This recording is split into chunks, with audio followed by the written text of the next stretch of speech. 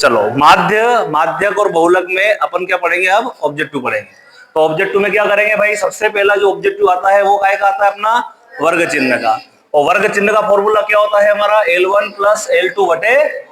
देखो आपको जो ऑब्जेक्टिव आएगा, एक तो आएगा हमारा वर्ग चिन्ह का, दूसरा आएगा हमारा वर्ग अंतराल का। काय का आएगा, वर्ग अंतराल का आएगा। और तीसरा नंबर का जो ऑब्जेक्टिव आता है वो आता है निम्न वर्ग और उच्च वर्ग। ये तीन प्रकार के अपने से ऑब्जेक्टिव पूछेगा। तो सबसे पहला आता है अपना वर्ग चिन्ह का। एक सवाल मैंने आपको बोल दिया, मान लिया दे दिया मैंने 55 से 60 या 55 से 65, और आपसे मैंने बोला कि इसका वर्ग चिन्ह क्या है। पेपर में आ गया कि 55 से 65 का वर्ग चिन्ह। तो वर्ग चिन्ह क्या होगा बेटा, वर्ग चिन्ह का फॉर्मूला होता है L1 प्लस L2 बटे। तो क्या करेंगे, 55 में 65 जोड़ो, 55 प्लस 65 करो, कितना आता है 120, और 120 का आधा करो। तो अगर इसका वर्ग चिन्ह पूछा जाए तो इनको जोड़ेंगे तो 120 आएगा, 120 का आधा करेंगे तो क्या आएगा, तो इसका वर्ग चिन्ह आएगा हमारा 60। दूसरा आता है इसका वर्ग अंतराल। वर्ग अंतराल में क्या करेंगे, जो बड़ा वर्ग है उसमें से छोटे वर्ग को माइनस करेंगे, मतलब उच्च वर्ग में से निम्न वर्ग को माइनस करेंगे। उच्च वर्ग का मतलब क्या होता है और निम्न वर्ग का मतलब क्या होता है। उच्च वर्ग मतलब जो बड़ा दिख रहा है वो उच्च वर्ग, छोटा दिख रहा है वो निम्न वर्ग। बड़ा कौन है इसमें, 65 में से 55 घटाओ, कितना आएगा, 55 में से 65 में से 55 गया तो 10। मान लिया आ गया हमारा 1 से 2 का वर्ग अंतराल है। एक क्या करेंगे, निम्न वर्ग कौन है इसमें, उच्च वर्ग कौन है, तो 2 में से 1 गया। तो अगर मान लो ये नहीं आया, ये आ गया हमारा 10 से 15 का वर्ग अंतराल है, तो क्या करोगे, 15 में से 10 गया तो जिसे कहते हैं वर्ग अंतराल। तो ये अंतराल कितना हो गया हमारा, वर्ग अंतराल हो जाएगा हमारा 5। तो 5 का वर्ग अंतराल का फार्मूला क्या होता है, उच्च वर्ग में से माइनस करना है निम्न वर्ग को। ठीक है, अगला जो आता है इसमें मान लिया जाए ये सवाल आ गया कि 110 से 120 में उच्च वर्ग है। अब सिंपल सी बात है, वही बात जो अपन ने करी, उच्च वर्ग कौन है, जो बड़ा है वो उच्च वर्ग, जो छोटा है वो।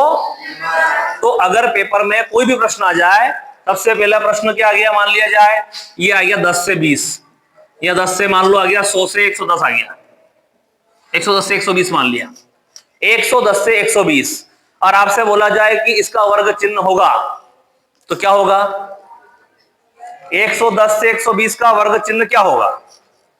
क्या करेंगे आप, 110 में 120 जोड़ेंगे, कितना आएगा 230, और उस 220 ने 230, और 230 को आधा करेंगे, कितना आएगा, तो इसका जो वर्ग चिन्ह है वो आ जाएगा हमारा 100।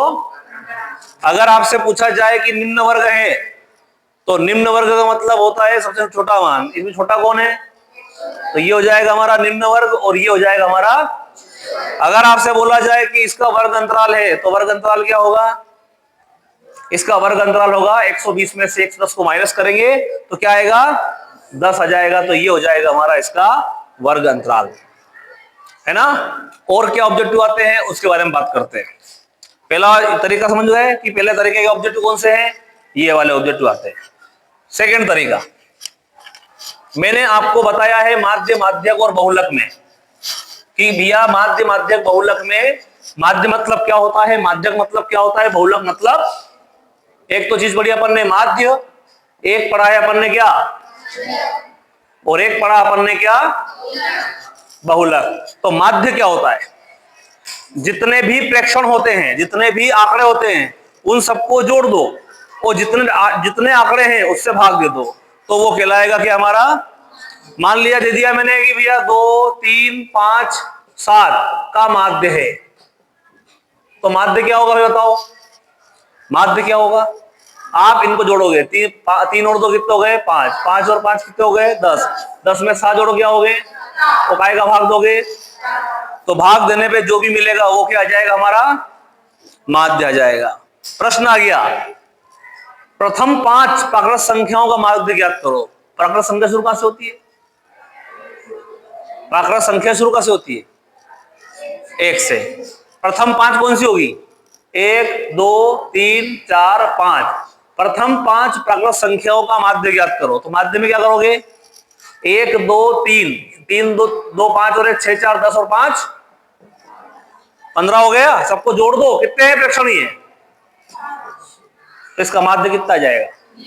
मतलब माध्य की परिभाषा क्या हो गई? सबको जोड़ दो और जितने हैं उससे भाग दे दो, तो ये हो गया हमारा माध्य। मतलब माध्य का फॉर्मूला क्या हो गया? आंकड़ों की संख्या, आंकड़ों का योग बटे आंकड़ों की। माध्यक कैसे निकलेगा? माध्यक में ध्यान देना, जैसे मान लिया जाए अपन इसकी बात करें 1 2 3 4 5, आपसे बोला जाए इसकी माध्यिका ज्ञात करो। क्या माध्यक क्या ज्ञात करो? माध्यक मैंने क्या बोला था? माध्यक क्या होता है? केंद्रीय प्रवृत्ति की माप, बीच का मान, बिल्कुल बीच का मान। तो बीच का मान में बताओ, बीच में कौन है? सबसे बीच में कौन है? ये देखो 1 2 3 4 5, सबसे बीच में कौन बैठा है? तो ये अपनी माध्यिका क्या हो गई हमारी?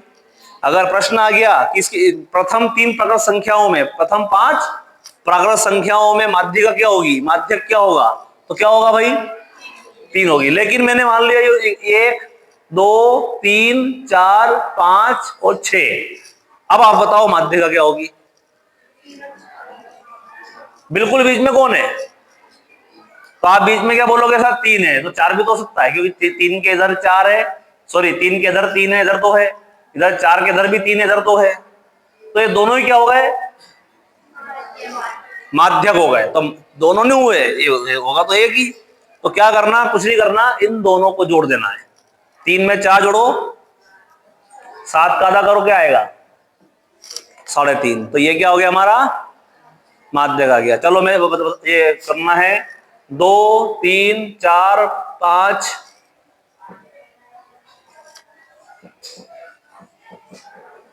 आपसे बोला जाए कि इसका माध्यक ज्ञात करो, तो कैसे ज्ञात करोगे?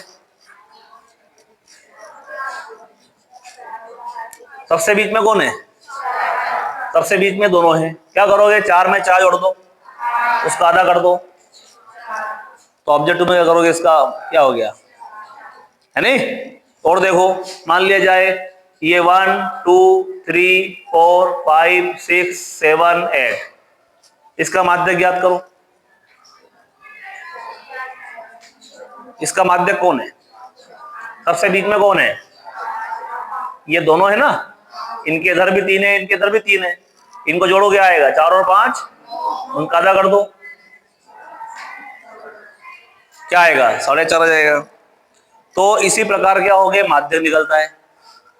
तीसरी चीज आती है क्या? यह प्रश्न समझ में आ गया कि नहीं आया?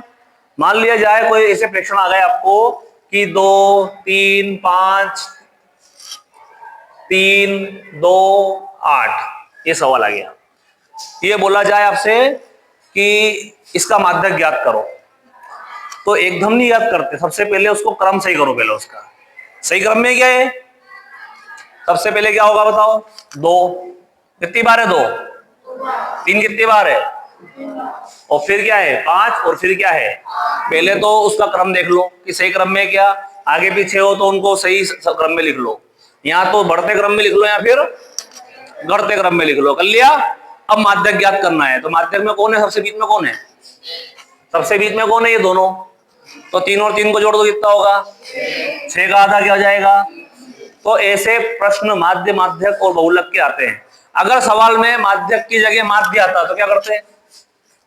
माध्यक में, इस सवाल में माध्यक की जगह माध्य का क्या करते हैं? सबको जोड़ देते और सबका भाग लगा देते। कितनी संख्या है? 6 का भाग दे देते तो क्या जाता? माध्य का जाता। क्लियर है? बहुलक। अब आखिरी चीज है बहुलक। मान लिया जाए सवाल आया, मैंने लिखा 1 2 3 3 9 7 3 और 5 बहुलक है। कौन है बहुलक? बताओ। बहुलक का मतलब बहुत बार। कौन है बहुत बार? अब ऑप्शन में आया, आपका ऑप्शन है नंबर 1 पे सबसे बहुलक है हमारा। मान लिया जाए एक तो पहला ऑप्शन 3, दूसरा है 9, है ना, और तीसरा है हमारा 5 और है ना, जो सी वाला है वो 5 और डी है, इनमें से कोई नहीं, इनमें से कोई नहीं, नॉन ऑफ दिस। बताओ क्या होगा? 3 होगा। बहुलक मतलब ज्यादा बार है तो क्या होगा? बी वाला नो।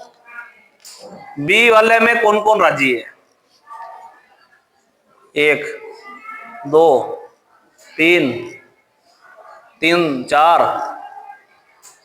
4 राजी है। और इस वाले में, ए वाले में कौन कौन राजी है?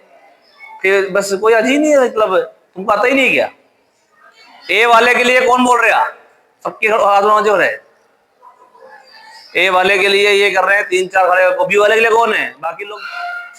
बी। बताओ ए के बी क्या आएगा भाई? बी। बहुलक मतलब होता है, इस बहुलक का मतलब ऐसा नहीं होता है कि जो बड़ा बड़ा है वो बहुलक। बहुलक का मतलब है जो बहुत बार है। मैंने क्या बोला? पहली बात मैंने आपको बोला था बहुलक मतलब बहुत बार। तो आपको जो आंकड़े दिख रहे हैं उसमें ज्यादा बार कौन है? तो अपने को ज्यादा बार देखना है तो कौन है? ये 3 कितनी बार है यहाँ? ज्यादा वाला मान नहीं होगा बहुलक, जो ज्यादा बार है वो बहुलक होगा। तो ज्यादा बार कौन है? 3। तो हमारा ऑप्शन क्या आएगा इसका?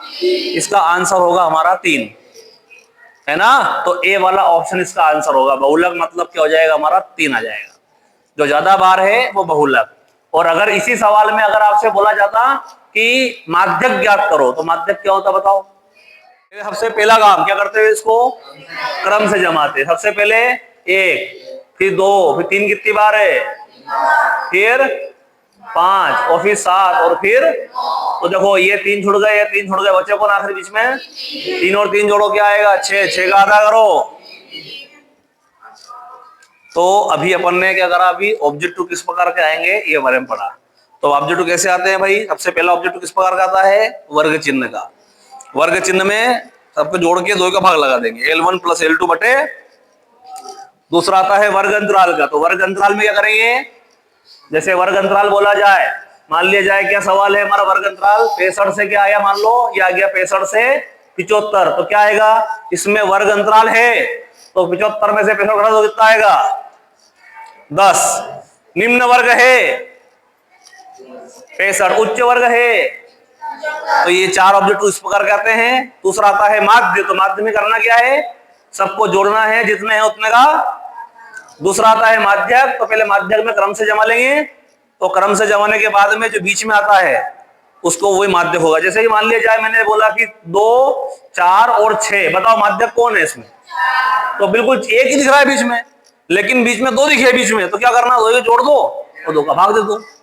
बहुलक में, बहुलक क्या होगा बेटा? जो बहुत बार होता है वो हमारा होता है बहुलक। अब अपन सवाल करेंगे अभी थोड़ी देर में, पर पहले ये चीजें नोट करो।